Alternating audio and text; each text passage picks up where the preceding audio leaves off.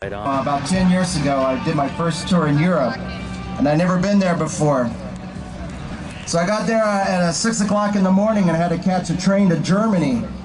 And I wanted to get some breakfast, but everything was closed, except for this little coffee shop across from the train station. So I went in there and there was not much for sale, but they did have a little plate of cookies on the counter. So I asked the guy, I said, well, what are these little cookies here? And he said, spice cakes. So I said, spice cakes?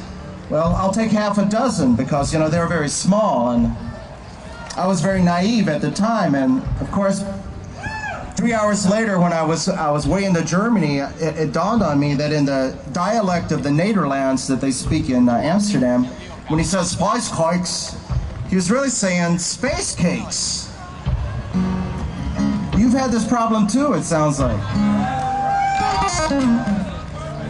You mean, you don't think I look like the kind of guy that would eat half a dozen space cakes, do you? So anyway, I'm going to do this tune later on in the train station in Germany. I was waiting for my train. I heard this really strange music coming from a little stand where there was a Turkish guy and he's selling cigarettes and Jägermeister. And he was playing some Turkish music on his CD player. It sounded like this. It was a kashlama.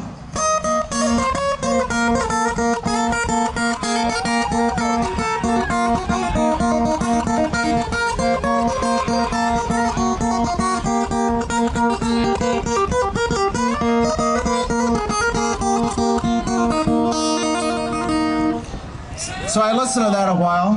Thank you. It sounded really good, and I wandered down to the other end of the train platform, and there was this German hippie kid, and he was playing some country blues. He was busking, and it sounded like this.